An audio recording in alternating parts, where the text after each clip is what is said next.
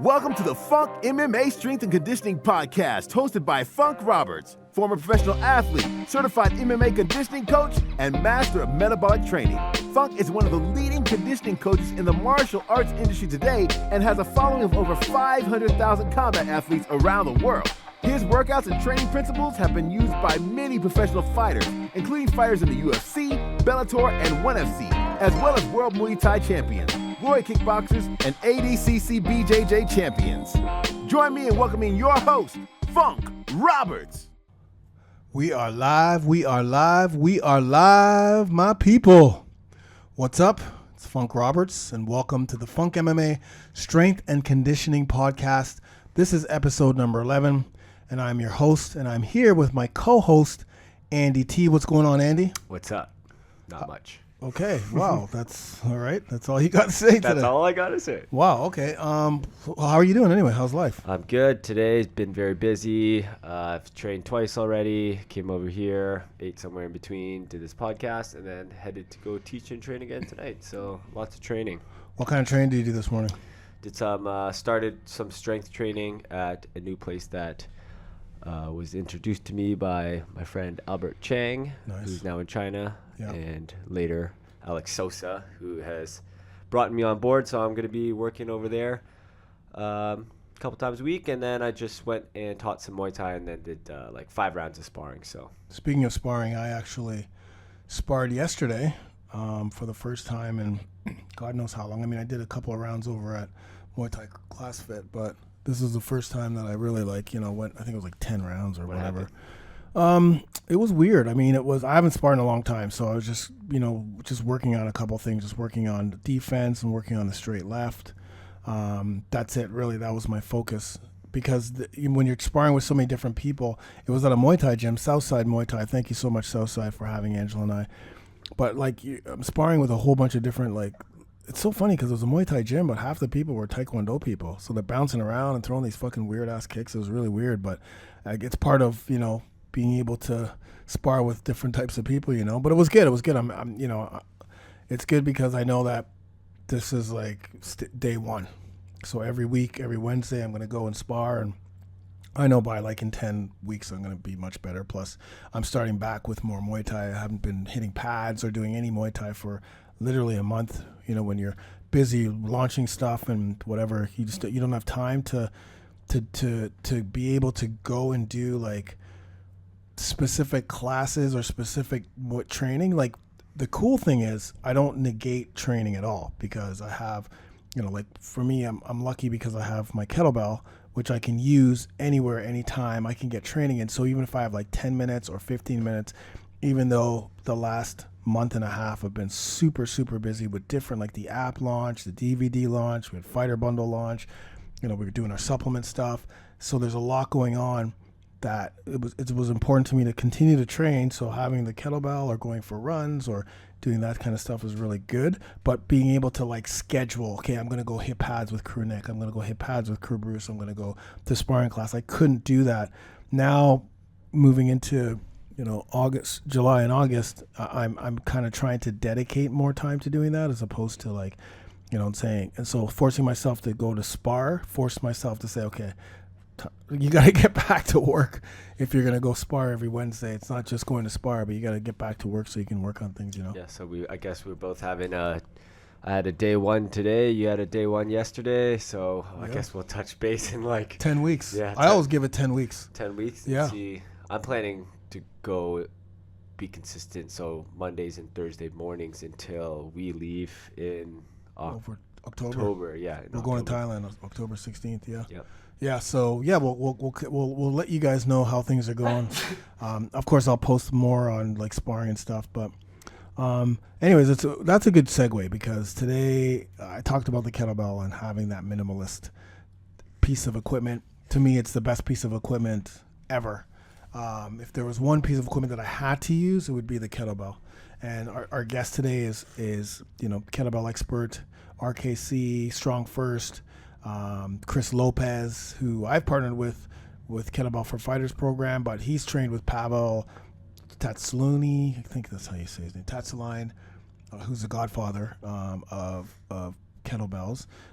We've he teaches kettlebell certifications or has in the past. Cool story about him picking up and moving to Costa Rica. His whole family, 5 kids, his wife, literally building a house out there and living there because he does have an online business like myself. So he's able to do it. But this is again, every time we come on here, we're like, okay, no, you guys got to listen to this one. No, you got to listen to this one. You have to listen to. Like, this is like, because it's not just talking about kettlebell training. He actually gives us like actual takeaway program that you can literally do with one kettlebell. There's a lot of gold. And it's weird because, well, it's not really weird, but Chris outside of this podcast, and this was the first time I've ever talked to him, and he's a super smart dude and very good speaker, and has so many good things going on, and is very good at micromanaging stuff. He's like 5 kids. His thing on his website was 5 kids, 3 jobs, 8% body fat or something like that. So totally. Yeah, he's really smart. I got a lot out of that one. Like the first 40 minutes, I didn't even say anything. I was just listening, and then I realized I was actually doing the podcast and not just listening to the podcast. So then I started asking some questions, but I was just trying to take it in there. Yeah, I mean that's what it's all about, right? Trying to help let them talk and take it in and give us their gold. And this is gold. Like, you're gonna find out the 2 best kettlebell exercises you should start with, the size of the kettlebell and the weight you should start with, the 5 other exercises as a fighter. And this is all we try to gear this specifically to fighters, but it's not just for fighters. It's for anyone. It's for athletes. It's for people who want to look like fighters and train like fighters. So the information you're going to get from this is amazing. Like, you're literally going to listen to this and then go buy a kettlebell and then start training and have like a 10-week program. Pretty much. That's what you're going to get out of this. So, and like I always say, every fighter should have a kettlebell, and all you need is one kettlebell, and you're going to go grab that one kettlebell. I'm not going to tell you what weight. I'm going to let Chris tell you all that, but in this upcoming podcast. But you guys have definitely going to have a listen. I just want to send one shout out to, I don't know if he listens to the show, but I was running today. I went for a run today. And I was at the light, and even though I had my earphones on, sometimes you can feel someone's kind of talk, So there's this guy in this massive, like, truck, like big, massive, like, delivery truck, huge truck at the light. And I turn around, I'm kind of like, shadow boxing a bit at the light, and I look, and the guy who's in the driver's seat is kind of staring at me. I'm like, oh, fuck, what's going on here, right? And then this guy on the passenger side just pops out of the cab because it's got a big cab, and he's like, hey. So I take off my thing. He's like, Funk Roberts, man, I follow you. You're awesome, man. I do your burpees. It's incredible. And I was just like, I love it. Like, I love that. Like, so if you're listening, brother, man, like, I love you for that, man. That's amazing. Like, believe me that I take it and I like absorb it, and it makes me feel great. And I love the fact that I could at least meet you through at the light, but obviously we didn't get to touch, but yeah, man, I really appreciate that kind of stuff. Like, I love that kind of stuff. It just, I'm humbled when that kind of stuff happens. That was like the other week or 2 weeks ago or something. Brian Sargent came down. Yes, they took a little road trip and came over and met up with us. That's like small stuff like that, right? Just totally. Out of the blue, like yeah, it's always a pleasant interaction. Yeah, big up to Brian Sargent too, man, coming out and like, coming to Toronto and meeting up with us, and Andy hooked him up with some training with Mauricio. I think we already talked about this, but did we? I don't know.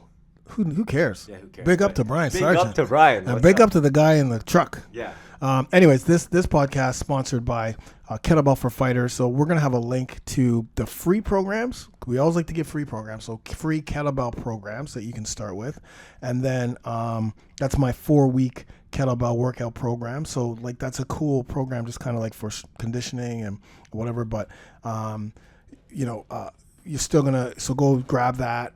You're going to get some links to Chris Lopez. So go to those links and download the stuff that Chris has. We also have FunkMMA.com, our 6 free programs. So go there, get those 6 free strength and conditioning programs. You got abs, you got sprints, you have a 5x5 workout, you have some overtraining, how to avoid overtraining. There's really good foundation stuff that you can start using as a fighter. And then, of course, we have nutrition for fighters. Yeah, so you can go to nutrition4fighters.com, and you can get a 1-day budget meal plan, and also a cheat recipe guide, a healthy cheat recipe guide. Yeah, I love it. And also make sure that you download this Spreaker app on iOS. Make sure you download that app, man, because it's on your phone. You have it. Whenever we update, it automatically updates, and we're pushing out podcasts really quickly right now, maybe 2, 3, sometimes 4 times a week. And also download the Funk Roberts Fitness app. Make sure you download that. So after all of that, let's get to this podcast, man. So grab your coffee with MCT oil or your protein shake or some water, and dig in. Get a pen and paper too, because you're gonna need to write down the program that Chris Lopez gives you. All right, so notes. Let's do this. We are live, people, and welcome to the FunkMMA Strength and Conditioning Podcast. Today it's episode 11, and today we've got a very good friend of mine. He's a TO boy representing, but now he's not a TO boy. Now he's a Costa Rica man, Costa Rica dad, kettlebell beast, and a very good friend of mine. I mean, we've partnered on projects together, Kettlebell for Fighters, and now I'm really excited to have him on this podcast to talk kettlebells, alpha dad stuff, everything, man. It's amazing. Welcome, Chris Lopez, to the podcast. What's up, buddy? How's it going, man? Thanks for having me. I have to interject, though. You know what? I'm still a TO boy in my soul. I may live in Costa Rica, but Toronto is still in my soul. God, that's hilarious. Toronto pride. But you are in Costa Rica, and what's the weather like there right now? It's pretty average. It's about 31 degrees Celsius, sunny, not a cloud in the sky. That's average? Yeah, that's average. That's average. Sorry, don't mean to rub it in, but yeah. Now you know why I moved down here. Yeah. Well, I'm going to move to Thailand, so. Oh, are you really? Of course, 100%. Not sure when, but I mean, it's happening when Angela retires. We're retiring in Thailand. That's not even a question. Like, there's no ifs, ands, or buts about it. Oh, that's perfect. That sounds like a plan. Yeah, man. I'm coming to visit, by the way. Yeah, for sure. I'm glad to come to visit you. What's going? So what happened there? So basically, just for those of you who don't know, well, let's start with a little background on you first, and then we'll segue into the Costa Rica thing, because I think that's really exciting. But how did you start in the industry? Just in the industry itself, when it comes to training, just what's your background? What are some of your certs or whatever that people can? Yeah. So I started in the industry, believe it or not. So I have a kinesiology degree, but when I was in my third year at school, my wife and I realized that now my girlfriend at the time, we were pregnant with our first child. So I was 20 years old. She was 19, and it was like babies having babies. Yeah. And so I was in school, and so I needed to get a job really quickly. And so I was in school for kinesiology, but I had a good friend of mine who was working, this is a funny story actually, who was working in the IT department at a mutual fund company. So he got me a job in the IT department. And back in those days, like, I had no idea what computer, like, I knew nothing about computers. Like, I thought Microsoft Word, like, the word processor, I thought that was like an operating system. I did too. No, did you really? Okay, yeah. Which threw people for a loop, because I'm Asian, and apparently people think that Asians know everything about computers. Like, so Andy can attest to that. So when I went in for the interview, I literally said, guys, I know absolutely nothing about computers, but I'm willing to learn. And I think I charmed the pants off them, because I got the job on the spot, which was pretty cool. Yeah. So yeah, IT job, right? IT job, kinesiology degree. So I was obsessed with training, and I've been obsessed with vertical jump. Unlike you, I'm not genetically gifted with an amazing vertical. So I know that you played professional volleyball, because I used to watch you when I was younger, and you could jump through the gym. But I was obsessed with vertical jump, and that's what started my training journey back when I was in high school.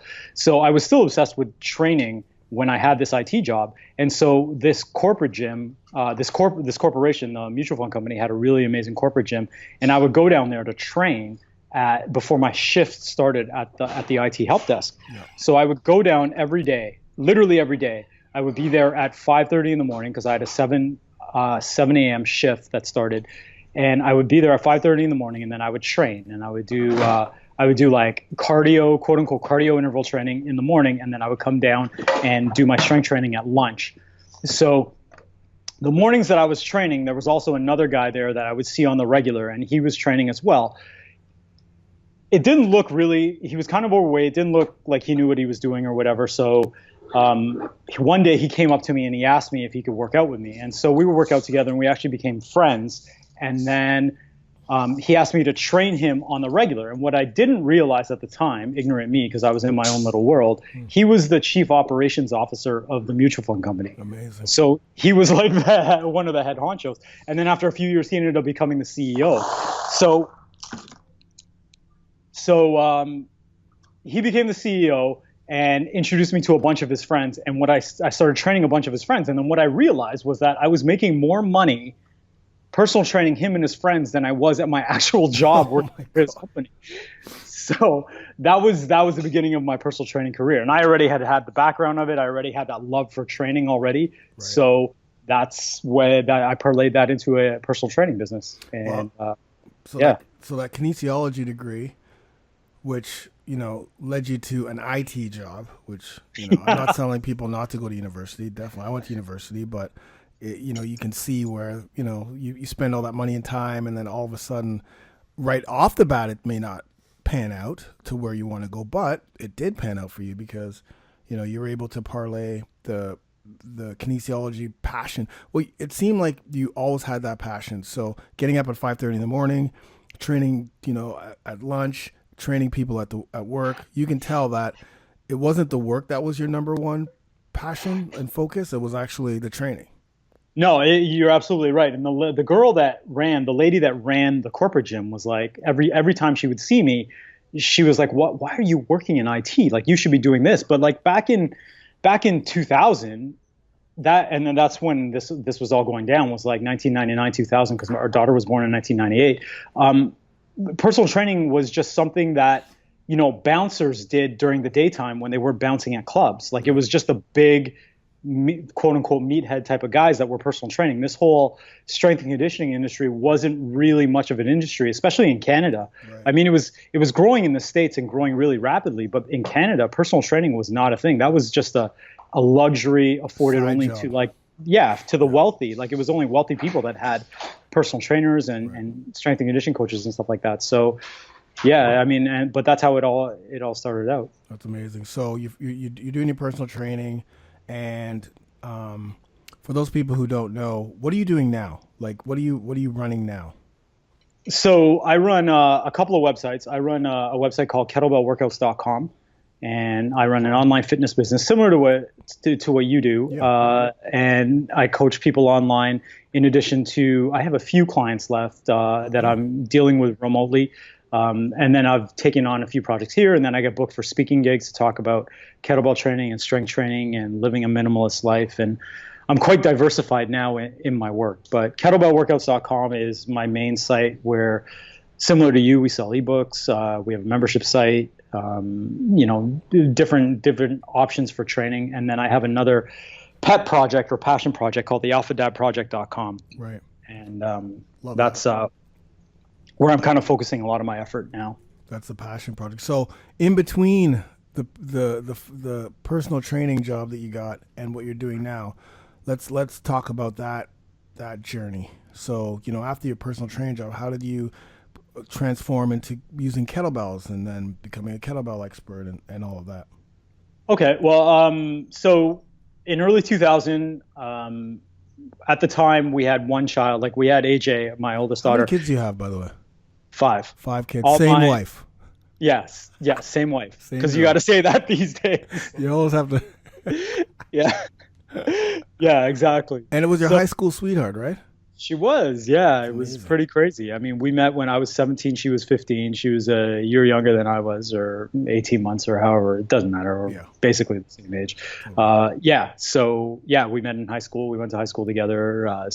We're definitely the exception and not the rule. Right, for sure. But I was telling people this. I mean, like, we're married now, but like, we've been married for 17 years. We've been together for 23. I mean, it's been it's like marriage takes work. So anybody that tells you otherwise, like there's self-sacrifice. You got to work on yourself as a person, and you got to work with your partner to be a better couple and be there for each other. So yeah, I mean, we're off on a tangent there, but no, that's a good tangent, because I think a lot of people need to understand that, you know, people with boyfriends and girlfriends or what have you, you know, and people who are looking at them saying, hey man, this is someone I can actually look to be with in the future, marriage, what have you. It's very hard work, and it's a lot of sacrifice, and it's a lot of, you know, you've got to, you know, it's you and your partner, and you're the strongest union, the strongest bond. So you have to, you know, check all that other stuff, that ego and other stuff out the door. You got to work on stuff. You got to communicate. It's tough, but it's amazing. I mean, it's an incredible experience to have that person that has your back, that loves you all the time, unconditionally, you know? Yeah. And, well, you know what? Anything worth working hard for is always worth having, right? So, yeah. So you work hard at it, and you get out of it what you put into it, just like anything else in life. For sure. Yeah. Okay, so you you have one kid. Yes. Okay. So we have one kid. We're pregnant with the second one. I'm working at a big box gym as a personal trainer, and then I hook up with a swanky personal training studio in a very, you know, affluent part of town. It was in Rosedale, for those of you who know. Yorkville, where? Rosedale. Oh, Rosedale, yeah.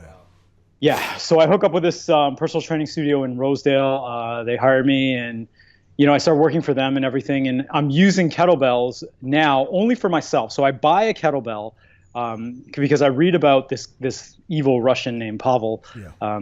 Pavel who? Pavel Tsatsouline. Yeah. Godfather. Who's Pavel Tsatsouline? Tell people who he is. He is the godfather of the modern day kettlebell movement. He's the guy, pretty much. He's responsible for bringing kettlebells to North America. Right. He's a Russian guy. He used to train Russian spec ops. He's a master of sport in Russia. Really smart guy. A guy I'm proud to call my friend now. I mean, I've been learning from him for, like 15 years, 17 years maybe.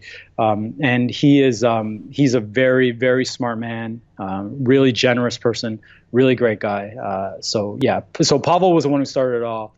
I bought one of his books, and I said, you know what? I've got 2 kids now. I've got one on the way. I need some way of, because as personal trainers, if you have any personal trainers on the call, I mean, you're trading dollars for hours. And so I'm trying to support a family of 4, soon to be 5, on dollars for hours kind of, you know, you run out of time during the day, and there's a ceiling to how much you can charge. There's a ceiling to how many hours there are in the day. So I'm trying to make ends meet. In addition to that, I'm also a personal trainer. So people are looking at me as like a model of what fitness should be. So I have to play the part as well. So I needed a solution that would give me the most bang for my buck in terms of strength, in terms of, you know, leaning out, in terms of building muscle, something that'll keep me in shape, but that will take minimal time. And so I turned towards kettlebell training because I had heard that it would give me all of those aspects of training, all of those qualities of training. So I started experimenting with it. And doing that after reading a couple of his books, the first 2 books that I got of his were Bulletproof Abs, and it was either Russian Kettlebell Challenge or Enter the Kettlebell, actually. Enter the Kettlebell was the first that I had of his. That was the very first one. Yeah, so those were the first 2 books. And so I basically was pretty self-taught in terms of how to use the kettlebell, and got pretty proficient at it.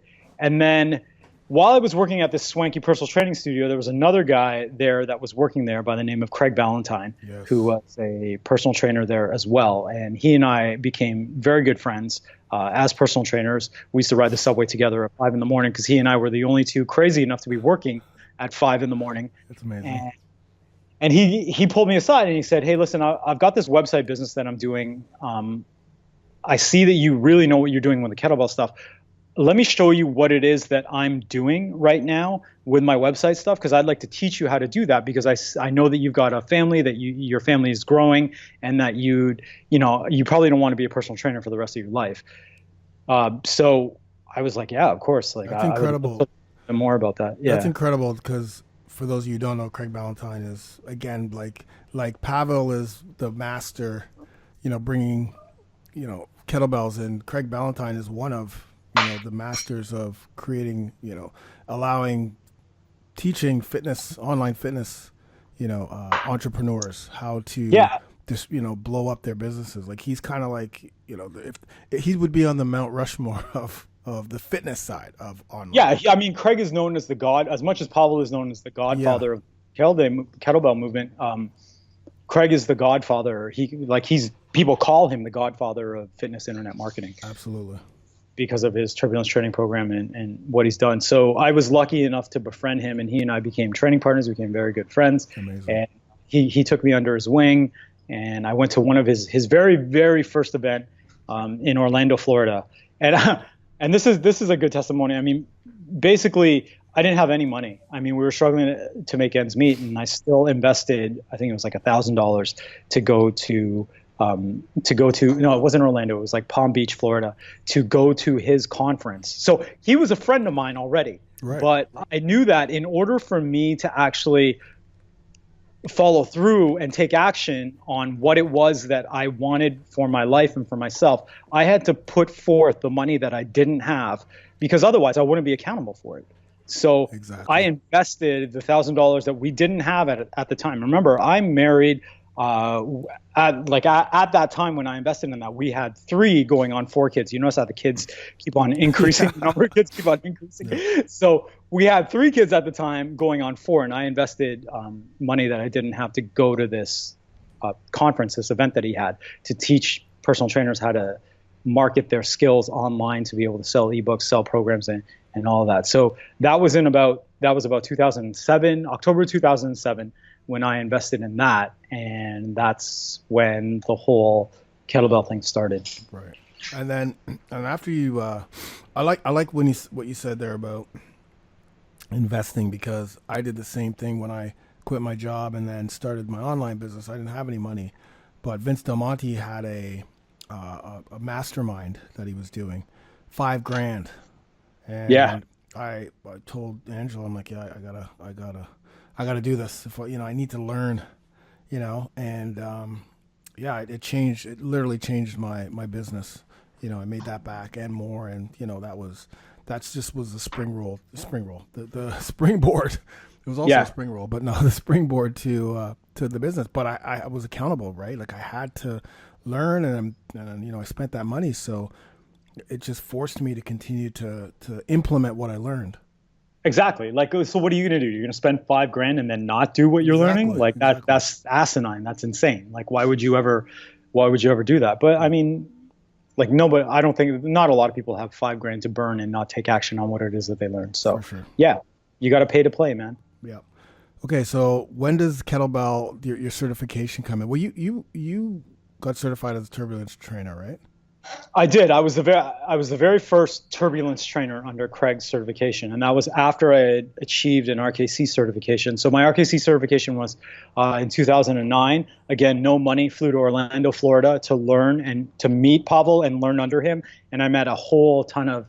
Basically that certification that I went to, luckily, was the who's who of strength and conditioning. So I made a lot of really good friendships, really good relationships. People I still. Dan John, do you know Dan John? Of course, yes. Yeah, Dan John was there as a senior instructor. There were these 2 girls, Beth Andrews and Adrienne Harvey, who are high up in the Dragon Door ladder now. They were there getting their first certifications. Both of them were actually on my team. Wow. Brett Jones, who is the chief instructor at StrongFirst right now, he was my team leader. So he and I still keep in touch every now and then. There are a few other senior instructors there that I still keep in touch with. A guy by the name of Dave Whitley, who's also known as the Beast Tamer. This guy bends like nails and steel rods and everything. He's ridiculous, like one of the strongest men I've ever met in my entire life. But he's a big teddy bear too. Like he's like, it's pretty funny. Yeah. So I got my certification in 2009, and that kind of started the whole kettlebell thing. And then I went into a partnership with Craig Valentine for kettlebellworkouts.com. When Craig took over Early to Rise, which is where he is right now, we severed our partnership. I bought him out and took over kettlebellworkouts.com and was the sole owner of that. And then from there, I've published a few other coaches. Last year, I assumed the business of one of my very good friends, who was also a master instructor, a guy by the name of Jeff Newport. Yeah. he has quite a bit of a kettlebell following as well. So I'm responsible for publishing and marketing all of his programs as well. So that's kind of where we are now. Yeah. But the kettlebell thing has been instrumental in my training and in my business, obviously. Yeah. So RKC, what does that stand for, and what type of style of training is that specifically? Okay, so RKC is known as the Russian Kettlebell Challenge certification, and that is what people call hardstyle kettlebell. So in the kettlebell world, there are two types of styles. There's the soft style, and then there's hardstyle. So I'm not as familiar. I'm familiar with soft style and what the training methodologies are, but I'm not very well practiced in it. So my understanding of soft style is that soft style is very much about, people use soft style in kettlebell sport. And kettlebell sport basically is, you have 10 minutes, you need to do as many repetitions as possible within 10 minutes of a particular exercise, be it a snatch or a double clean and jerk or a double snatch. Right, exactly. Yeah, so long cycle clean and jerk. So with soft style, because you're trying to accumulate as many reps as possible, it's to your benefit to not use as much muscular power, because power generation uses a lot of energy. And you need to be able to endure for 10 minutes straight doing as many reps as you can. So the more power and the more power you generate, the more muscle you use, the more calories you burn, the more calories you burn, the more energy you require. The more energy you require, the faster you're going to tap out. Right, exactly. Right, because you're using more and more energy. So that's soft style. So like, for instance, it's just sorry to interrupt, but my graphic designer is Stella. For anyone who's seen any of my work, any of my ebooks, anything, Estella is the one who's incredible. She is a world champion kettlebell sport, long cycle and something else, and she also won the Arnold a few years back. She's a small little girl, but she, her clean and press or snatches or jerks or whatever I don't know the exact competition, that she does, but the event. Sorry, I don't know the event that she does, but she's a world champion, and that's incredible. Yeah, no, I have the utmost respect for anybody that competes in kettlebell sport. I have a good friend of mine who does it as well, and he's in incredible shape. The reason, so soft style relies a lot more on the structure of your body to hold the kettlebells, because, like I said, you have to have a certain amount of relaxation when you're performing these lifts, because, as I was saying, the more muscle you use, the more power you generate, the more energy you use, the faster you're going to tap out. So there's a lot of energy conservation involved with soft style, because you have to perform as many reps as possible for the 10 minutes. Right. So you can't use as much muscular power, I guess you would say. You want to try to be as efficient as possible. Right. Whereas hard style is about generating maximum power. So, for example, like if you take a look at somebody doing a soft style swing versus a hard style swing, a soft style swing is very fluid, it's very bouncy, your joints are very soft all the time, whereas a hard style swing is almost, I don't want to say robotic, but you finish in a very stiff platform. You finish almost like as tight as you possibly can at the top of your swing. And the reason why you're doing that is because you're maximally contracting your muscles and trying to stack your joints as much as you can. What we're trying to do here is we're trying to increase power endurance. So we're trying to generate as much power as possible to be as explosive as possible. And in order for us to do that, in contrast to soft style, you're using a lot more muscles. You're tensing your muscles a lot more. The more tense you make your muscles, the more energy is required. The more energy is required, the more calories you're burning. So you're not going to be able to perform as efficiently as you could doing a soft style for some type of soft style skill for 10 minutes straight. But that's the whole point of hard style, is to be able to generate maximum power. And the reason why, sorry, go ahead. No, that's why I think that's why 100%, I think, but 100% that hard style is definitely more for the combat athlete, because it's about exerting the power and explosiveness and energy for a short period of time, but you got to train that, right? You got to train to be able to do that. If you were going to do soft style stuff the whole time, you're not training the right energy system that you're going to use as an athlete, as a fighter. Exactly. So, I mean, if we use a fighter analogy, it's like you want your punch or your kick to be as hard in the third round, at the end of the third round, as it was in the first round. You want to be able to display that same amount of power. And so it's exactly like what you said. You've got to train to it. You've got to build up to that. So, I mean, even for like a kettlebell swing, like if I'm programming a fighter, I get them to do a one-arm kettlebell swing. I only get them to start with like, say, 3 or 5 reps, but those 5 reps are going to be perfect. You're going to be maximizing power for each of those reps. The idea, though, is that you have to have a very big picture outlook, because if you can only manage 5 reps in week 1 and you are doing 20 reps by week 8, think about how much more power and power endurance you're able to display over that long period. Right. And that's really what programming is about, right? It's about a big picture outlook. It's not about what you're doing initially in your workout. You have to take a look at where you are now and where you are before and how much improvement you've made. And that's the reason why I chose to go the hardstyle route, was because it had more sport and everyday life application than it did for soft style. Than it did for soft style. I mean, if you're training to be a kettlebell sport athlete, then you have to do soft style. Totally. Right? But like if CrossFit. you are, exactly, yeah, it's very specific to that. Yeah. But I found that with sport, because I used to train like volleyball athletes and some basketball athletes and some football players. Right?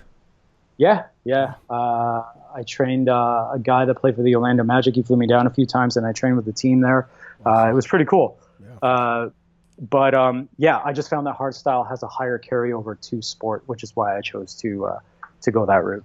It's so funny because a lot of times, like I'll post me doing swings, right? And for those who have seen me do swings, it's a hardstyle swing that I do, and I'll get all these people like, oh, it's the wrong, you're doing the swing wrong, and it's like, and those people are, first of all, they don't know right or wrong about kettlebell swings, because they probably see other people do the soft style. They probably are seeing other people do the kettlebell sports style on video or at their gym. And they only think that's the only way to do it. You can only do it that way. So when they see, the explosive, robotic looking style where, it's the hip hinge, it's at it, squeezing the glutes at the top, very, very rigid at the top. I think that's wrong, but it's not wrong. There's different styles. Exactly. Just like soft style is not, like, it all depends on the application of it. Right? Like if you see people doing the soft style swing, and they're training for soft style sport, for kettlebell sport, then that is the right way to swing. Totally.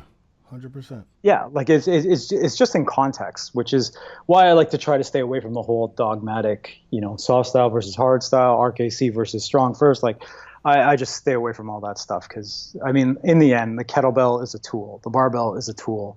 You got to get away from the whole dogma of the fitness industry. It's always good. There's always a me versus them type of thing, but really you just need to choose the right tool and making sure that you're applying it the right way.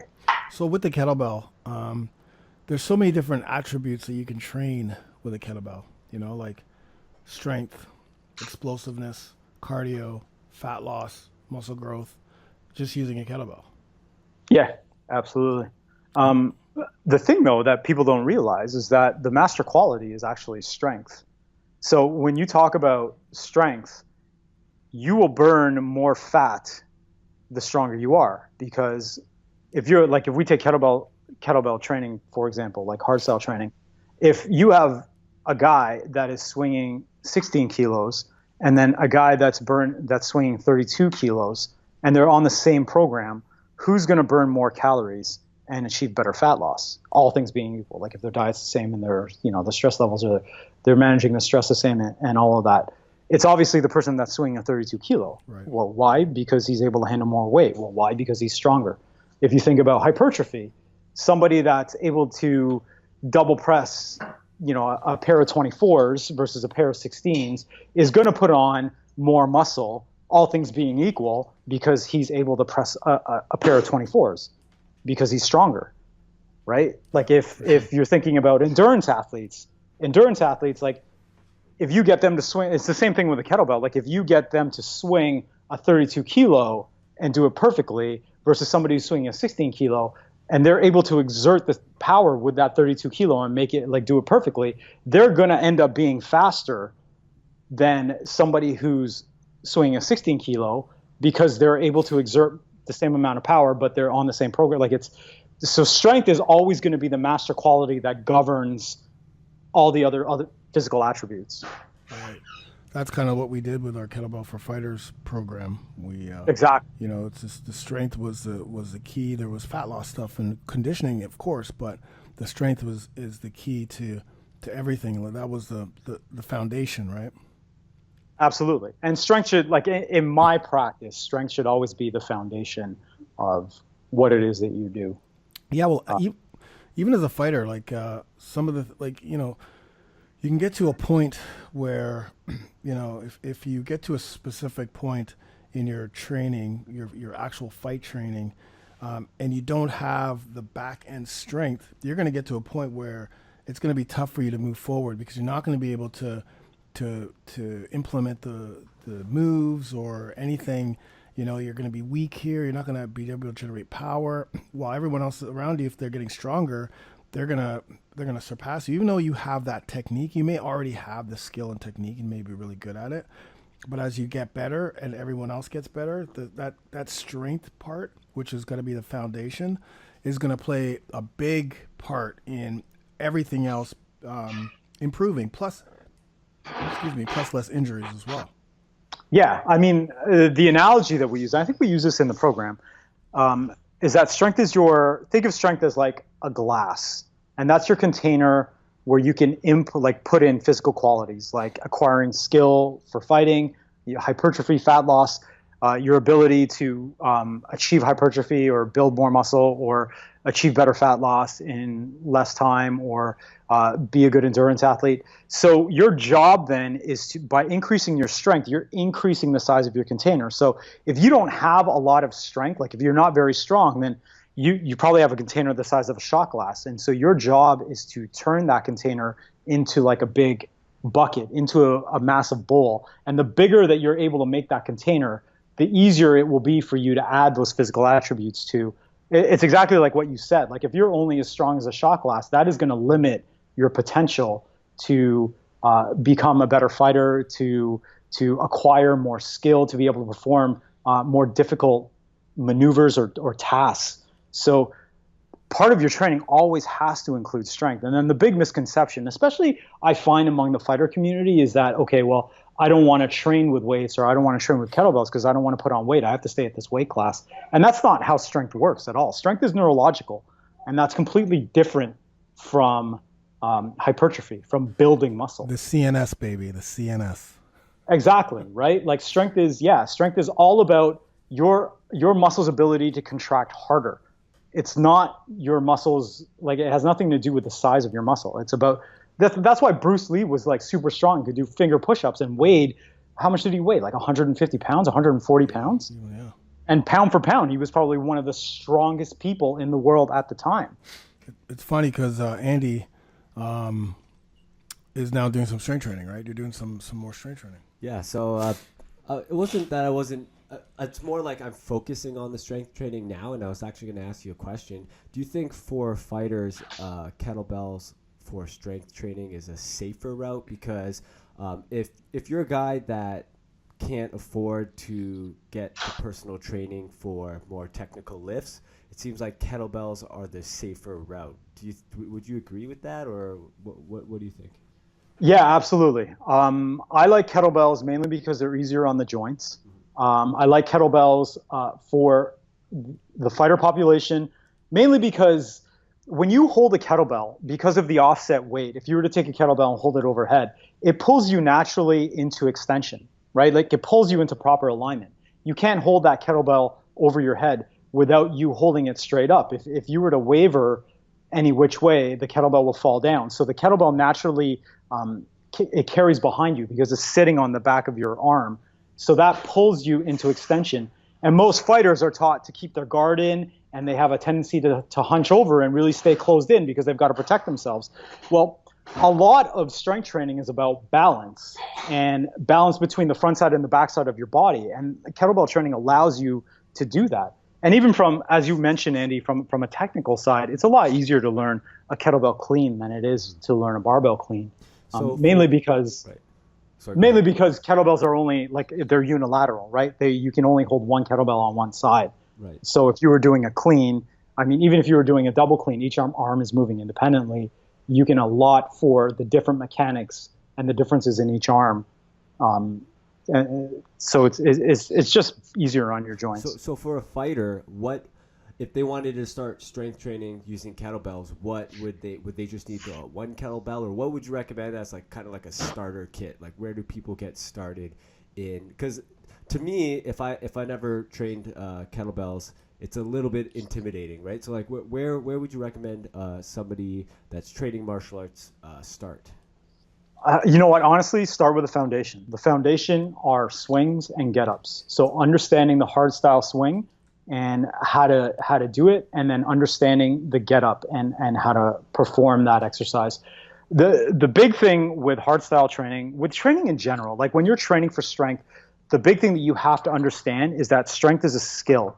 Much like practicing, like if you want to get better at golf, you're not going to go out to a driving range and swing a golf club 750,000 times until your arms fall off, and then expect to get better at golf, because you're going to be sore the next day. You're not going to be able to do it for another 3 days, and then go out and do the same thing again. You're not going to be able to acquire the skill appropriately. The best thing, and I'm just using golf as an analogy, but you use this for any sport. Yeah. Like if you're shooting basketball, or even if you're trying to master a technique in martial arts, the best thing that for you to do is to practice that skill every day and never go into fatigue.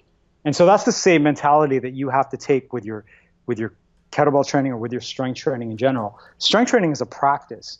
And with strength training especially, your training has to give you more than it takes from you. So you're not going to be able to practice strength or be able to generate the same amount of strength if you feel like you've gotten hit by a truck after your workout. You have to be able to, and there's a time and place for you to be able to go balls to the wall and try to make yourself puke and everything, but that isn't strength training. Strength training is about skill acquisition. So like I said, like with the swing, for beginners, I start them off at 5 reps, and I say, give me 5 perfect reps. And we do the reps on the minute. Like we do swings for 10 minutes. We do 5 reps at the top of every minute, and you rest for the remainder of the minute. But your job then is to give me 5 perfect reps at the top of every minute. Every minute on the minute. This is good, because you're basically giving us, if you were to buy one kettlebell, because I'm assuming we're starting with one kettlebell, buy that one kettlebell, here's a program that you would start with. 10 minutes, every minute on the minute swings, and? Yep. And then get-ups. Right.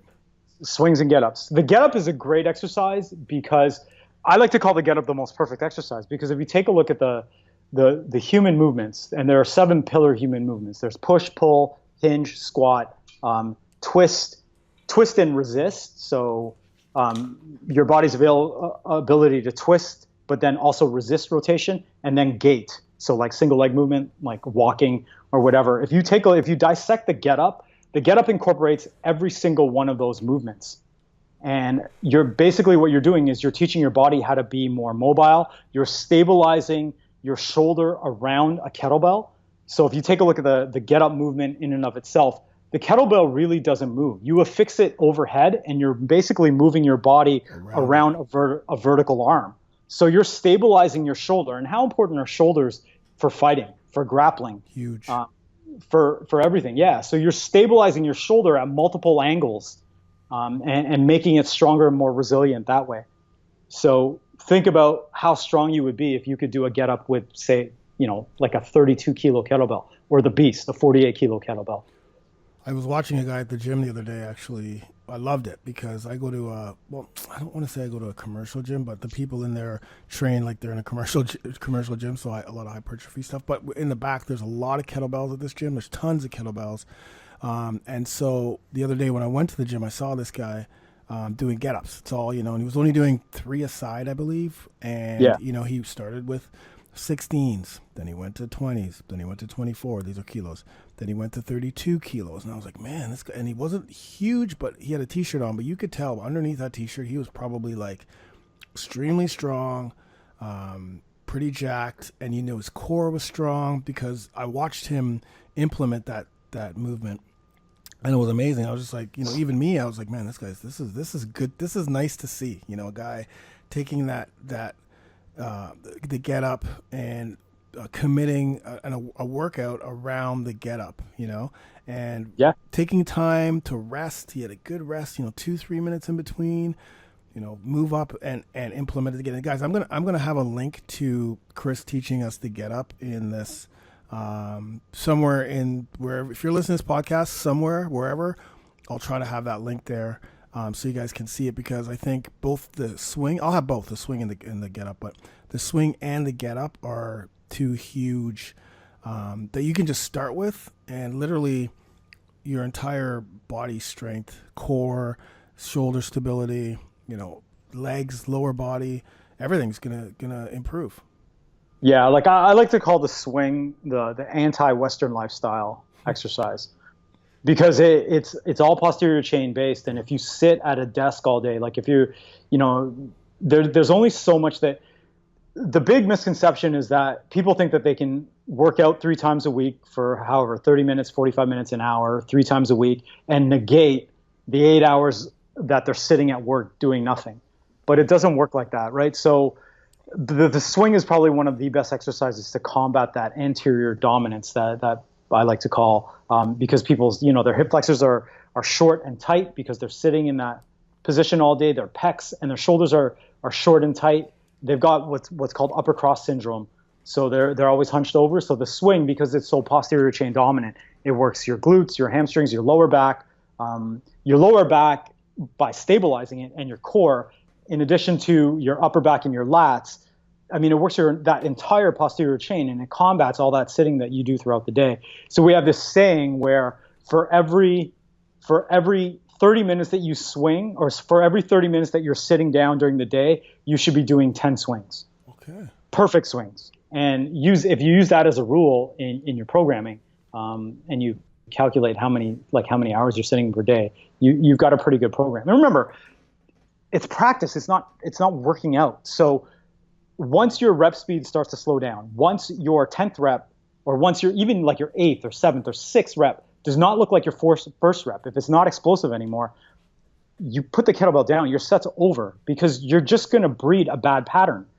You know how they say perfect practice makes perfect? Well, that's the whole mentality behind swinging a kettlebell or doing get-ups. It's about doing things perfectly so that you're breeding a good pattern.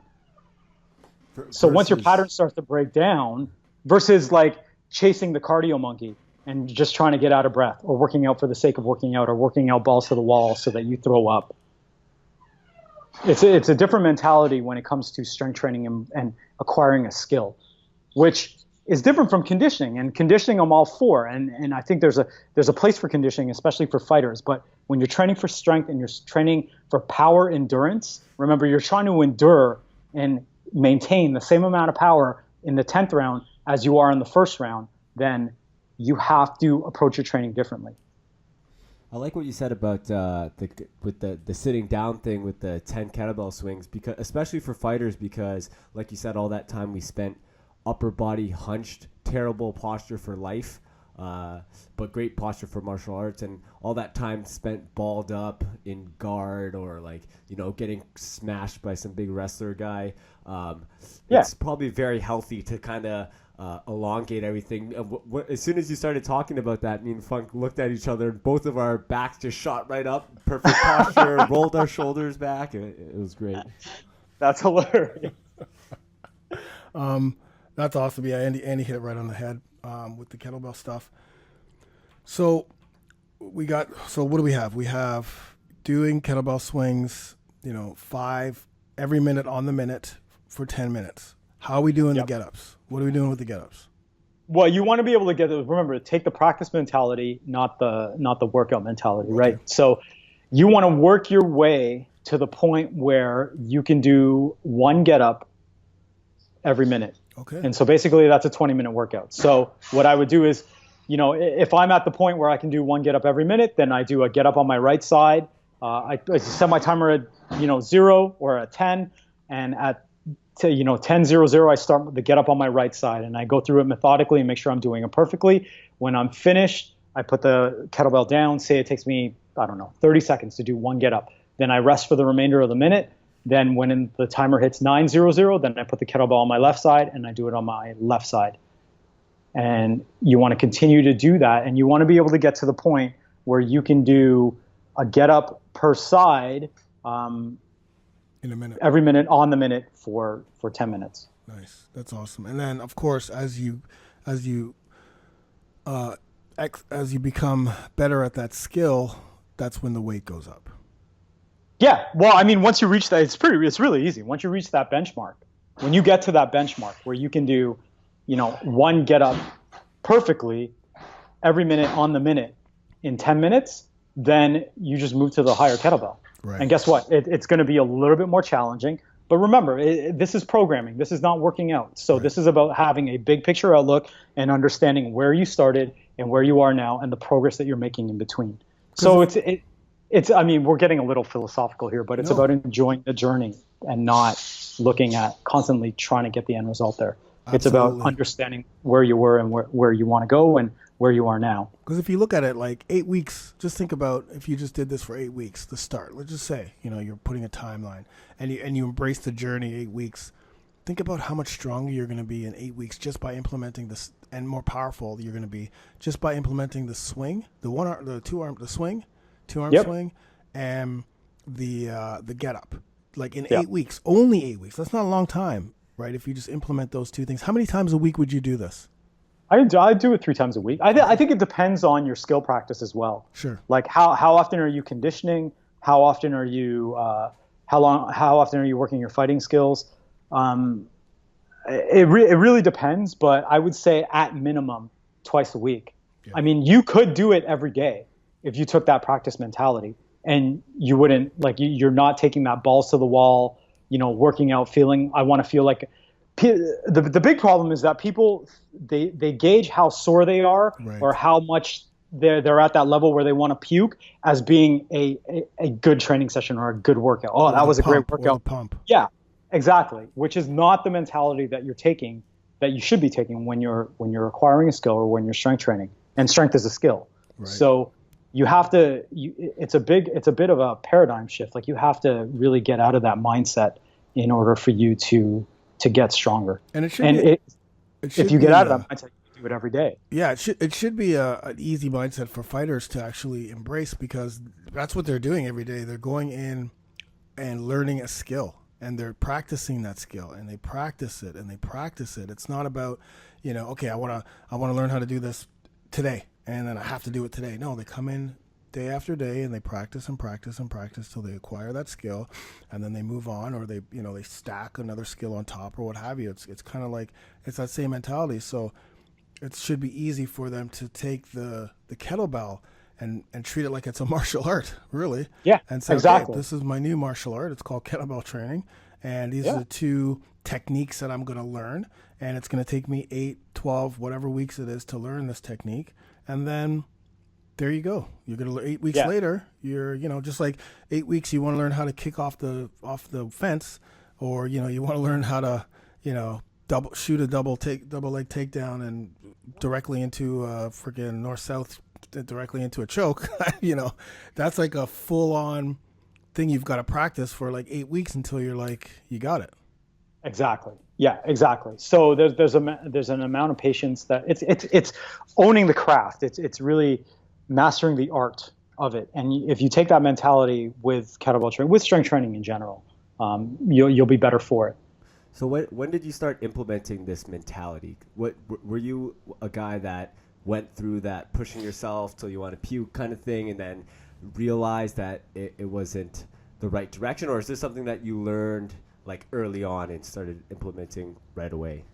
Well, I mean, early on in the sense that like in 2009, when I first got my kettlebell certification, that's when I really started implementing it. But yeah, I was that guy. I was a personal trainer as well. And the people that I was that I was training were like, oh, well, I wasn't sore the day after, so that wasn't a good workout.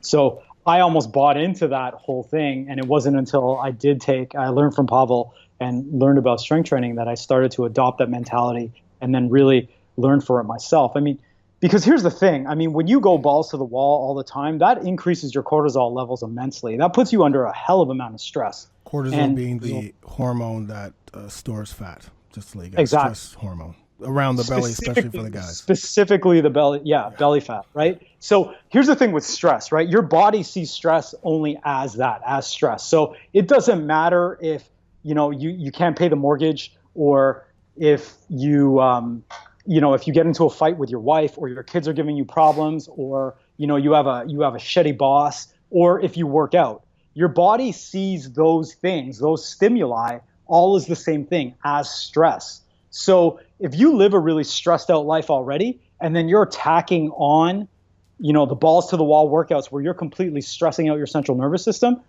you're not going to make any gains, because your body sees that only as stress, and it's going to react to that workout the same way it did to the shitty boss, the same way it did when you're struggling financially, the same way it does when you get into a fight with your wife or your husband or whatever. Your body reacts the exact same way. So this is what I'm talking about, where training has to give you more than it takes from you. You have to understand at what level of life you're in, and how much stress is implemented into your life. And with training, it's not about how much you stress your body or how much you train. It's about how much you recover from. Training is the stimulus, and recovery is where you get the gains. So if you're not recovering enough and you live a stressed out life, you're not going to get anything from your training. You have to be able to, this is why health and fitness is about, it's holistic. It's about encompassing all aspects of your life, not just about exercise. I love it. Okay. I'm going to flip back to the kettlebell workout, because there's one thing that's missing, and that's, I'm the first time now I've got the kettlebell swing, I've got the kettlebell get up, but how do I choose the right kettlebell? How do I choose the right kettlebell for me? What weight am I starting with? Okay, so the thing that people have to understand is that kettlebell training is about mastery, and you don't move up in weight until you're able to master the weight that you currently have. For men, my general suggestion is to get a 16 kilo kettlebell, so about a 35-pound kettlebell. And then when you can do that program that we mentioned, when you can do get-ups, when you can do one get-up at the top of every minute, one get-up per minute at the top of every minute for 10 minutes, alternating arms. So that's 5 get-ups per side. And when you can do 20 one-arm swings at the top of every minute for 10 minutes, then it's time for you to graduate to the next size kettlebell. Okay. Or to acquire other skills. And so when I'm talking about the swings, that means, start off with your right arm. Can you do 20 perfect swings? Not just 20 swings.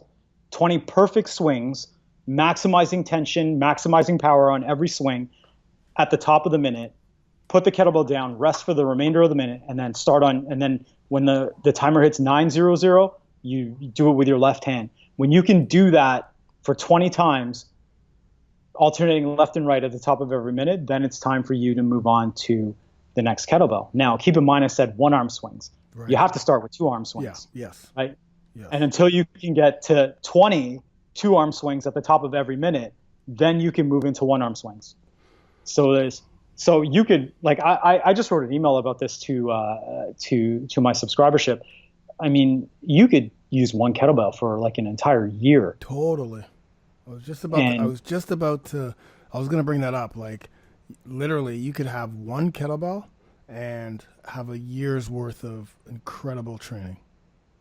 Absolutely. And think about it. I mean, if you can only swing that kettlebell 5 times perfectly now, how much stronger would you be in like a year's time when you're able to do 20 perfect one-arm swings? Right.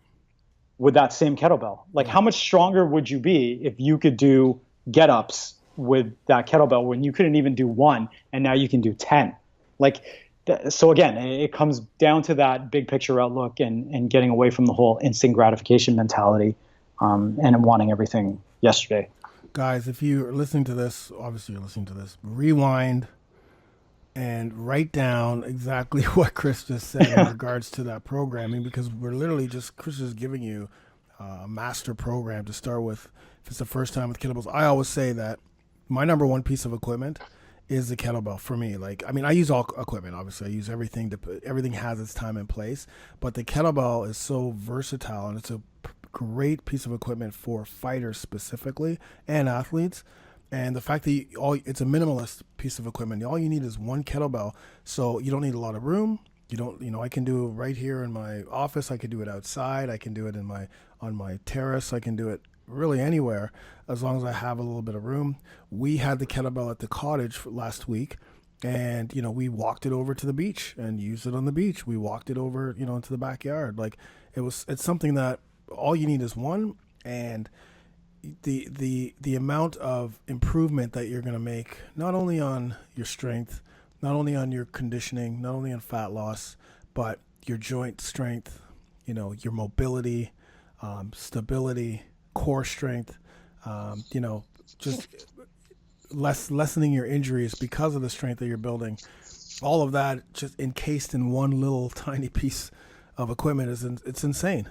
Actually, just on that, I mean, sorry to interrupt, I wanted to make sure I drove this point. One of the essential exercises that I think everybody should be doing, and you mentioned this, you walk the kettlebell to the beach. Loaded carries are incredible for getting you strong, like incredible. Only because when you walk, when you locomote, like when you walk or when you crawl, you're using what's called a contralateral movement pattern. That's how your body moves. If you want to punch with your right arm, a lot of that power is going to come from the lower body on your left side, because that's how your body moves. It's contralateral. Totally. So when you walk with weight, it's one of the best ways to get strong. I mean, if you think about the Roman Empire. The empire was built on soldiers that walked with 60 to 70 pounds of armor on them every day. They marched. And that's how they got super strong. They weren't lifting kettlebells at the time. They weren't squatting with barbells. They weren't, doing any of that stuff. Maybe they did a little bit of grappling or whatever. But for the most part, those soldiers who created this empire because of the strength that they had, they were marching with 60 to 70 pounds of armor on their back for miles every day, and they were super strong. If I'm a woman, what kettlebell am I using? 12 kilos? Sorry, I just realized that we said men, but we didn't say women. 10 to 12, depending on how much you weigh. Yeah, usually if you're like 120 pounds, or I think it's about 100. If you're about 115, 120 pounds or less, I would start with a 10 kilo. If you're over 100, if you're around above 120, 125, you could use a 12. 140, 145, 12. Yeah. Okay. Yeah. That's awesome. That's ideal. Yeah. And again, remember, it's about mastery, right? It's about mastery. For sure. So one of the other things I want to talk about, this is amazing. I think, like I said, guys, this is incredible. The fact that you're getting like actual training. Like you're not just talking about training philosophies, like you're actually getting a program that you can start with. But what would be your 5 top kettlebell exercise? Now, you talked about the carries, and again, guys, loaded carries are you're just walking with the kettlebell. And there's different variations of loaded carries. There's walking with the 2 kettlebells, walking with 1 kettlebell, walking with it racked, which means up. Racked up on your chest, with your elbow in. If that's the best way I can kind of, kind of like a fighter stance. Yes, exactly. So right there. So Andy hit it right there. Like a lot of racked stuff is perfect for strikers because you need to keep your guard nice and close and tight, and that's the position that that mimics the position that you have with the rack. You can do overhead carries, and you're literally just walking with the kettlebell, trying to keep your body nice and tall and strong as you're walking whatever distance it is. But what would be, so that, I guess you can add to that, Chris, if you want, because I'm sure you have other things to say about the carry, but what would be 4 other exercises that, whether you had 1 or 2 kettlebells that you would need that you should have as a fighter, grappler, striker, anything? So going on the loaded carries thing, one of the best exercises that I really like, and there's a couple of variations that you can do, but this is really good for fighters. It's almost like the rack carry on steroids. it's called a 90-90 carry. So if you were to get into the rack, imagine that you're holding a kettlebell and then lift your elbow up so that your upper arm was parallel to the ground. So your tricep was parallel to the ground, and then take your elbow and bring it to 90 degrees. And if you were to hold a kettlebell in that position in front of you, what that does now is that centrates, it stacks your rib cage over your pelvis. So it forces your core to contract just by having that kettlebell in that 90-90 position. So 90-90 position is like bottoms up kind of thing? Well, no. Well, that's the other variation that you can do. So even if you held it regularly, like if you just held it, even you just held it like you normally would in a rack position, but you just lifted your arm up. It's almost as if you were about to press the kettlebell, but you stop when your tricep is parallel to the ground. Right. And then just make sure that your forearm is perpendicular to the ground and you walk in that position. What that does is that automatically, number one, it fires your lat and your serratus. Okay, so your serratus is that rib-like muscle, really rib gut, like you have this, Funk, like that muscle under your lat that goes around your rib cage underneath your pec. Yep. Yeah, so that works your serratus, and that serratus is responsible for keeping your shoulder in place. Yes. It works in coordination with your lat to keep your shoulder locked down. So that's probably one of the more important muscles for striking. So if you walked distance in that position, that would be amazing. And holding the kettlebell in its regular position. If you want even more of a challenge, that'll challenge stability, hold the kettlebell in the bottoms up position and do a 90-90 carry. That's even better. You can do that with one arm, you can do it with two arms. So 90-90 carries are really good. And I've been playing with that with my clients and with myself lately, and I've seen some really good results. My pressing strength has gone up, and I can one arm push up a lot better, a lot more smoother now, because I'm able to really work the serratus a little bit more. So the 90-90 carry is really good. Another one that I really like, and I think we've got this in Kettlebell for Fighters. I'm pretty sure we have this in Kettlebell for Fighters, is what I call an armor builder, which is a double kettlebell clean. Right. So taking two kettlebells and then getting them up into the rack position. So using that hinge pattern, the swing pattern from the hinge, and the hinge pattern from the swing. And this is why the swing is such a foundational exercise, because you need to be able, in order for you to have a good clean or a good snatch, you have to have a good swing, because that hinge pattern is what is going to allow you to generate the power to get either A, get the kettlebells up in the rack for your clean, or B, generate enough power to get that kettlebell up overhead in your snatch. So that's why the swing is foundational. So a double kettlebell clean is where you take two kettlebells and you explosively contract your hips after a hinge, float the kettlebells up, and then catch them in that rack position. And that's really important for fighters, because as fighters and as athletes, like contact athletes, like football players, you have to be able to absorb force. And that's what you're doing when you're cleaning two heavy double kettlebells. So think about how strong you would be if you could take two 24-kilo kettlebells, so two 53-pound kettlebells, and do double cleans like 50 times. Jesus. Like, you'd be really strong. You'd be able to absorb a lot of impact. Your body, like, you're basically, what you're doing is you're building specific armor to be able to handle that impact on your body in those areas, like in the pecs and the biceps and the forearms, in your upper back.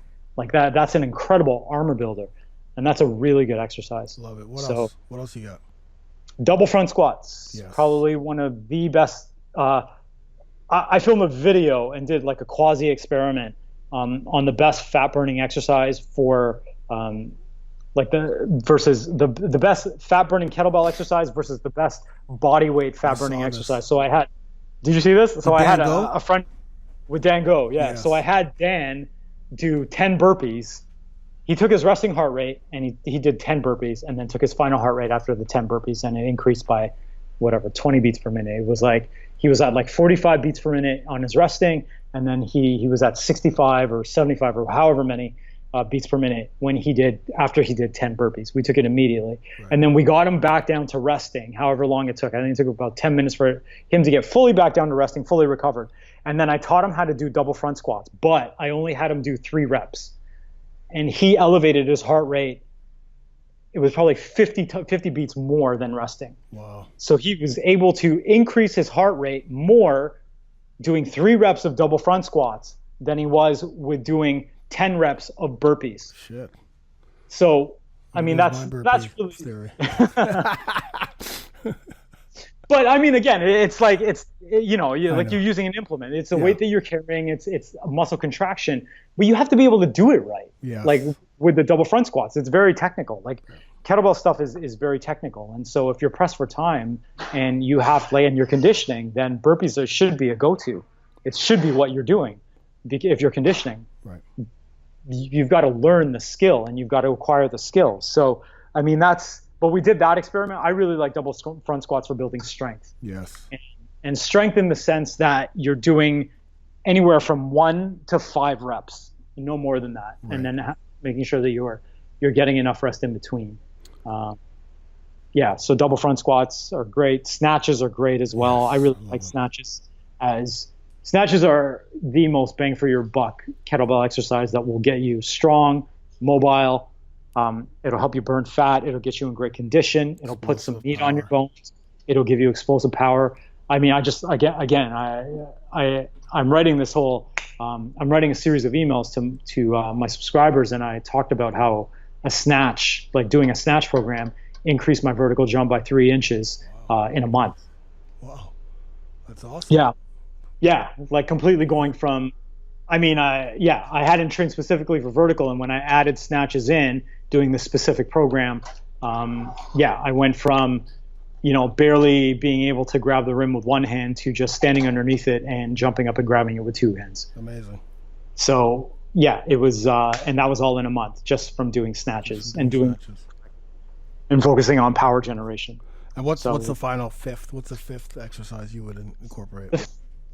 The fifth one, I mean, we talked about swings and get-ups already. Yeah. Do we count swings and get-ups? Yes, we do. We're going to count those. So we're giving you 7 altogether, but I wanted the 2 for sure. We gave those 2. Then you gave us 4 now. 1 more just to kind of round out.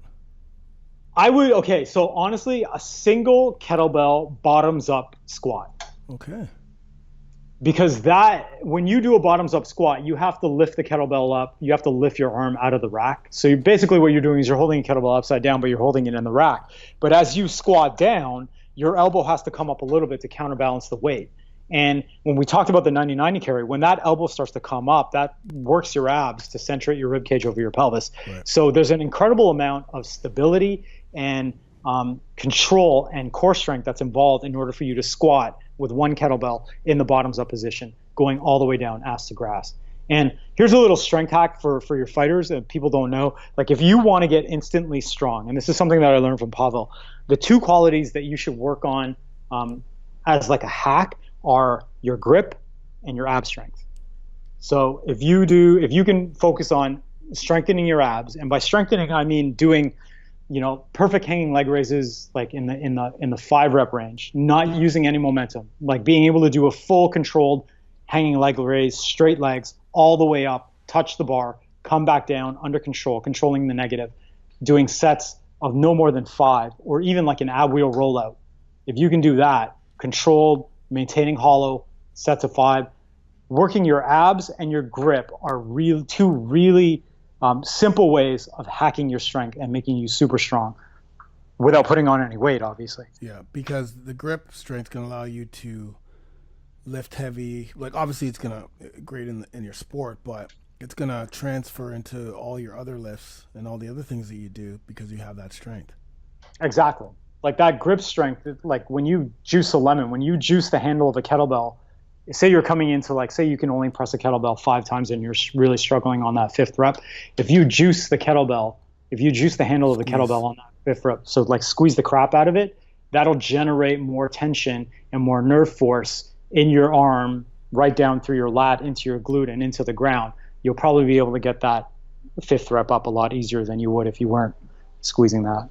I love it, man. This is incredible. Like the information kettlebells, guys. Kettlebells is 100% what I always say. Every fighter should be implementing some type of kettlebell training into their conditioning, strength and conditioning, skill, acquisition.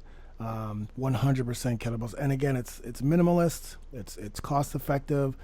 You can take them anywhere. You only need 1 kettlebell to start. And then, of course, as you start going, you're going to love it, and you're going to go to buy heavier kettlebells or buy another kettlebell that's the same size, same weight, and start doing some double kettlebell stuff. And when you get our Kettlebell for Fighters program, we not only give you the workouts, but we made sure that we had the teaching side of it too. So we technically take you through videos that show you how to do specific workouts, specific exercises. Chris takes you through them. And then also we shot a seminar that we did. Chris and I did a seminar at a Muay Thai gym years ago, and so we literally shot that whole seminar. So you have that whole seminar broken up into different spots to teach you there, so you get sort of double the teaching. Because a lot of people ask me, do you have a kettlebell program for fighters? I get that question asked every day, and so it's great that we put that together, because I think the way, using your programming and just your technical and skill teaching, and the way you teach is very, very easy for people to take what they're learning and learn it and then apply it. Exactly. Yeah. So I'm all about. I think it's the most bang for your buck tool. I think it, especially if you're on a budget. Yeah. I mean, somebody asked me, what's your most versatile? Yeah. Somebody asked me, what's your most versatile kettlebell? And I always say it's the 16K, mainly because I travel with it, and most airlines won't let me take my 24K. Oh, so, okay, 16K. I got one purely from right now.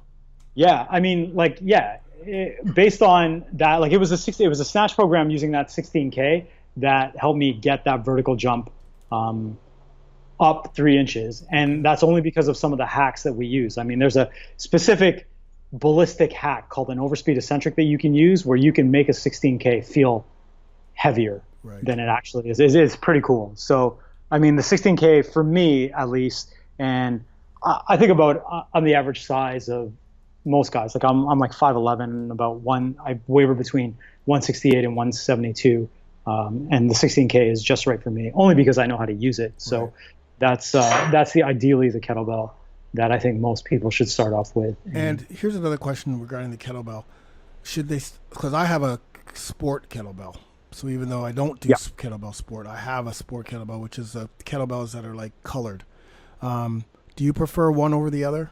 Like just a regular kettlebells with a thicker handle, or a sport kettlebell, or what do you use? Or does it matter? No, I use Dragon Door kettlebells only because John DeCane, the guy who runs the CEO of Dragon Door, is a friend of mine. Yeah. So I can get kettlebells from him, which are the classic kettlebells, not the sport ones. Yeah.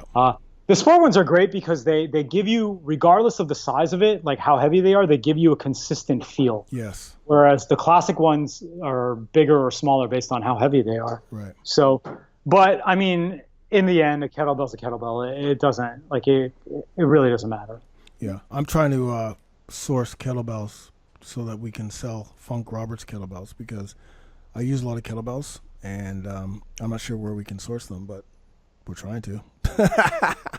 You should talk to. We have a friend in Toronto that does that. I'll send you his contact information. Please do, because I really want Funk Roberts kettlebells for sure. Okay, for sure. Cool. Listen, you.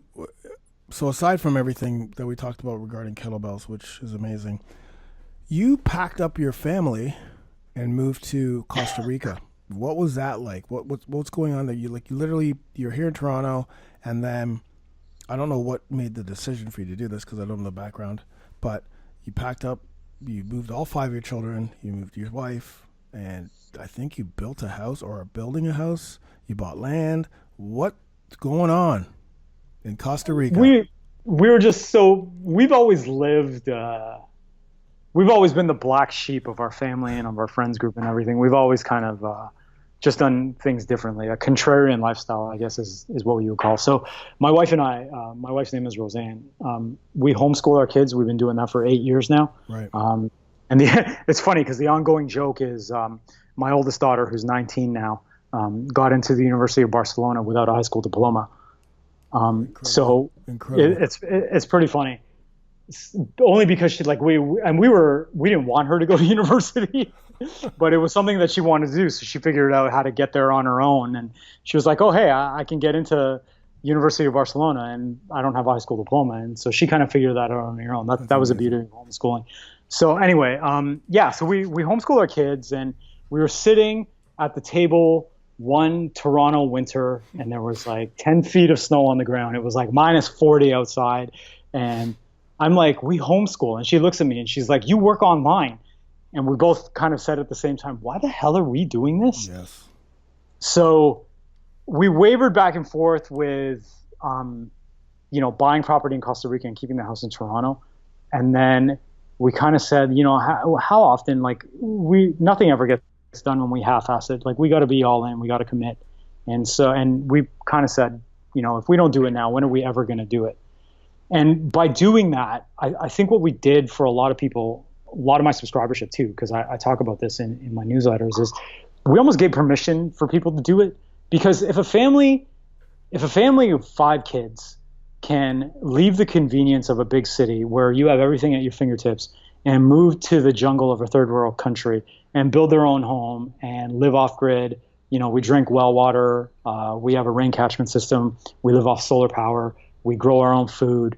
We're like hippies. We built our home out of shipping containers. Then that's insane. We're almost giving permission for anybody else to do it. We almost, it's shone a mirror in a lot of people where we kind of said, what's your excuse for not wanting to do whatever it is that you're afraid of? Exactly. So that's part of it. Like, that wasn't our motivation, but that was almost like, that was almost like an indirect result of us doing what it was that we were doing. So it was really cool. I mean, the house isn't done yet. We're building 2 homes. We've got a small guest house built from 2 20-foot shipping containers, and then a larger main house, which is 3 20-foot shipping containers, and then like a large outdoor living space. And then I'll have my own gym there. I've got an office that we're building in that as well. And then, like I mentioned, it's completely off-grid, solar power, rainwater for water catchment and drinking. We've got a well. We're talking about putting in a swimming pool now, like our own swimming pool. So yeah, it's an adventure. How do the kids like it? It took a little bit of convincing, but you know what? This is mine and my wife's dream. It's our dream. I mean, what the kids have to say about that, and we're getting a little bit into philosophy right now, but what the kids have to say about that is irrelevant. I mean, we're living our dream, and we're modeling that for them so that they know that when they're our age, when they're adults, it gives them permission to live their dream as well. Exactly. So yeah, they're more or less along for the ride for this. They didn't really have a choice. They didn't have a choice in the matter. We were doing this regardless if they wanted to or not. Number one, because we knew that this was what was best for our family. Right. And number two, and I mean, when it comes to parenting, I'm really vocal about this. I mean, our kids don't control our lives. They're not the boss of what's going on in our lives. Like, we don't cater our decisions to our kids. We make our decisions because between Roseanne and I, like, I'm 40 now, Roseanne's turning 39 later this month. I mean, we've accumulated more life experience and know how to make decisions better than what 6, 7, 8, 10-year-old knows. Exactly. So we're gonna make the decisions. I'm not gonna ask them, what they think is best for them, because they won't know. They don't know yet. They haven't accumulated that experience yet. For sure. So for sure. That's kind of how. So that was the whole thing with us moving. And I watched one of my favorite movies, actually, and I think about you when I watched this movie last time. I honestly did think about you, but not in the bad way. Mosquito Coast. Have you seen the movie Mosquito Coast? I haven't seen Mosquito Coast. Please watch that movie. I want you to watch that movie right now. Today. Harrison Ford. It's one of my favorite movies. Even like I saw it when I was in high school, and I loved it. Yeah. He moves his family out. Just watch the movie. And anyone out there, please do not turn into Harrison Ford. That's all I have to say. Do not turn in to Harrison Ford. I'm looking it up right now. Okay. Watch the movie. You'll know what I mean when you see it. Okay. Just don't turn into him. Okay. Lastly, before we go, I want to just touch on Fit and Busy Dad and the Alpha Dad movement. One of the things that I'm trying to do with my nation is really bring a movement and, kind of have a manifest of what it means to be part of this nation. And I love what you've done with the Alpha Dad project. I love that it's a passion project, Fit and Busy Dad. Talk to us about that, especially if there's a lot of parents that are watching this, well, fathers especially. Well, the Alpha Dad Project, I mean, there's a stigma and almost a stigma behind the term alpha male. And what an alpha dad is not an alpha male is like, I mean, the general definition is somebody who dominates others, who exerts a certain amount of confidence, a certain amount of brashness, and has a tendency to dominate the room and in turn dominate others. And the Alpha Dad Project is almost a redefinition of that, where what you're doing is you're dominating your life. You're taking responsibility for your life and you're leading by example. Because as I've learned as parents, you can tell somebody, your child, until you're blue in the face what to do, but it's what you model as a parent, as a father, that they're going to copy and they're going to learn from. It's not what you say, it's how you live. And so that's basically what an alpha dad is. It's somebody who dominates life by living through example. And we do that through taking responsibility for our actions. We do that through living a life of health and putting our health at the forefront, and in turn putting our family before everything else, and living non-materialistic, like living a non-consumer lifestyle where we don't feel like we need to impress others by getting the best pair of shoes, like the best pair of Jordans, or drive the best car, or any of that stuff. We have a quiet confidence amongst ourselves, and that's very different from the modern day definition of what an alpha male is. And so I try to really make that differentiation with the Alpha Dad Project, and I was able to see a lot of good feedback based on that definition and the movement that I'm trying to create with what the Alpha Dad Project is. I love that movement. I feel like I fit right in with that movement because, I've lived and walked the walk, especially for my kids, especially for Cassian, my youngest specifically. I say that because, he always asks me, how are things going, Dad? Well, and I always tell him, and he's so proud, but you can see the way his work ethic has, and he used to live with me. So you could see that my work ethic has rubbed off on him. And his mother too. I'm not going to just say me, but we're just talking about the alpha dad on this point. But we both as parents have worked hard and stayed in shape, specifically for myself, and ate healthy, and just that he's seen it, he can see it, and it automatically rubs on him in regards to his work ethic. What he's doing now, he's going to the gym, and I wasn't doing it for him to go to the gym. I just wanted to do it more for, this is, you can do whatever you want, because the other thing is he's, he wanted to be a paramedic. So he went to college, and being a paramedic is extremely hard. It's like freaking, you got to get like 95. So it was tough the first year, but now he's doing contracting, and he's loving it. It's just he loves it. He's learning. He's with a good company that, and it's listen, man, you got to think about, you living for yourself. You have exactly to do something that is going to set you up to have your own business in 10, 15 years. Right. And yeah. It's because he's seeing me do it. He's like, man, yeah, that's his mindset. His mindset's I got to do something that I can control. Right. Exactly. I can do. And so I love that alpha dad. The other thing I love is the minimalist thing, because it's so funny, Andy, when I think it must have been when I used to drive the Cherokee, maybe, or did you know me when I had the Cherokee? I did. But I've driven with you in that Cherokee. Right. So it's a piece of shit, in other words, right?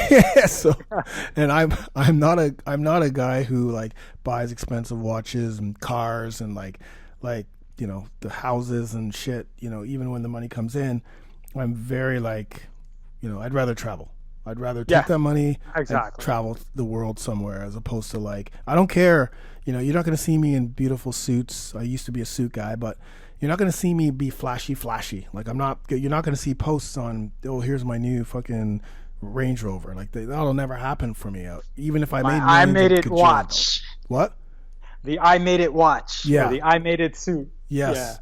Yeah. I'm never going to have that. So people will probably never think that I made it, but that's okay, because that's what people envision. Oh, they got to see something in order to see it. But that'll never be me. I'll always be traveling places, but I'll never be here's my new, fucking big truck with the wheels and stuff. That's just not me, and I never will be like that. I just don't get off on that, I'm the same way. I mean, that's exactly what's it for me. I mean, in the end, What matters are your relationships with people, the experiences you have, and your health. I mean, those are, in the end, those are the only real things that matter. For sure. I mean, all that other stuff, the cars, the watches, the suits, you know, the houses, and doing all that stuff, that you can't take that stuff with you. That doesn't fulfill your life. That's right. I mean, it may fulfill it short term. It may give you a sense of fulfillment in the short term, but in the end, I don't really believe that it does anything for you. So, I mean, that's why I mean, you look at me, I wear the same thing every day. I'm always wearing a gray t-shirt and a pair of shorts, or a board short, or no shirt at all, and a pair of shorts. It's like, but even in Toronto, you'll see me. I'm wearing a pair of jeans and a gray t-shirt. It's so funny because Angela kills me all the time. Like, she's like, you can't go out looking like that, man. Like, you got to represent yourself. Because, you know me, I will go out with a fucking, you know, sweatpants and no underwear.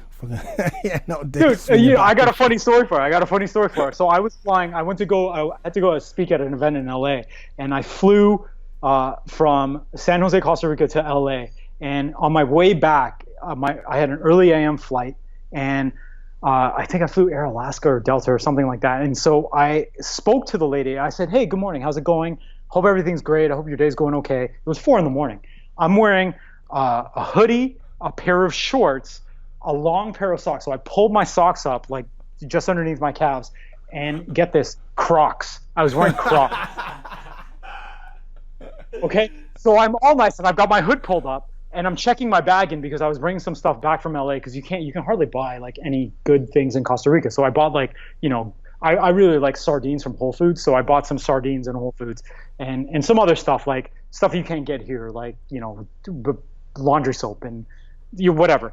And so I had a bag, and so I was checking the bag, and I said to her, "You wouldn't by any chance have any seats in first class that you could upgrade me to?"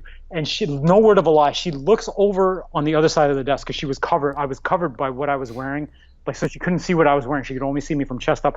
And she looks at me, and she looks me up and down about 3 or 4 times, and she goes, "You know what, honey, for you, I'll upgrade you." So she probably thought I was some, like, don't give a fuck.com millionaire who didn't care about what he was wearing, and she upgraded me to first. I got a first class upgrade, no charge. Wow. From LA to San Jose, just by being nice to somebody, wearing Crocs and motherfucking socks. And on that, we end this podcast. Crocs with motherfucking socks, baby. Guys, go out and get your Crocs, pull up your socks, get your hoodies on, and be nice to people. That's the number one thing, right? There you go. How do people get a hold of you, my brother? A couple places. You can see me on Facebook. It's just facebook.com/therealchrislopez. Or you can go to kettlebellworkouts.com. That's the kettlebell site. Sign up for my newsletter. Sign up for one of the tutorials that I have there that'll teach you the mistakes of kettlebell training. I have a good tutorial on how to do the perfect kettlebell swing, so you can check that out. You can go to thealphadadproject.com if you want to learn a little bit more about living that minimalist lifestyle, or do one better and check out kettlebellforfighters.com, where Funky and I teach you how to use the kettlebell to maximize your strength training as a fighter. Awesome, man. And how do I get one of those Alpha Dad shirts? Can I still get one? I want to buy one. Of course, yeah. Yeah, if you go to your store? Yeah, you'd have to go to, you know what, I'll send you the link, and then if you can put it in the show notes. I will. But yeah, I will. I'll get you one, no problem. Perfect. Yeah, I want to buy. So just send me the link. I will buy it and send it to myself, because I want to rep that. I feel that I am an Alpha Dad, and I want to be part of your I want to be part of your clan, your tribe, your nation. I love your Funk. I love you, brother. Thank you. I appreciate that. No problem, man. Okay. Thank you so much for being on the show, guys. Hit up Chris Lopez everywhere. The links are going to be in here. The links are going to be on YouTube. Thank you so much. And get your kettlebell, guys. Go out, buy that kettlebell right now. You know, all you have to do is get a 16 kilo. Go to kettlebellworkouts.com. Get some tutorials. You got two good people here who you can kind of like gravitate to for kettlebell stuff. Like, you've got Chris for a lot of the good technique, good workouts, good stuff, good, kettlebell knowledge. You got, I have just kettlebell workouts that you guys can go to. So, for the next year, at least you have, a very good library and, people who will teach you how to use that kettlebell. to help improve your performance, your strength, your core strength, your explosiveness, your power, your cardio, your fat loss, your muscle gain, all with one piece of equipment, small little piece of equipment. You could use anywhere, anytime. It's minimalist. It's a minimalist piece of equipment that will maximize your results. Simple as that. So check it out, grab it, and hit up Chris Lopez. Thank you so much, my brother. My pleasure, man. Thank you for having me. No problem. Take care, man. Okay, man. You've been listening to the FunkMMA Strength and Conditioning Podcast, hosted by Funk Roberts, certified MMA conditioning coach, master of metabolic training, and fitness expert, bringing you insights on conditioning for all levels of fighters worldwide. Be sure to join us for another podcast.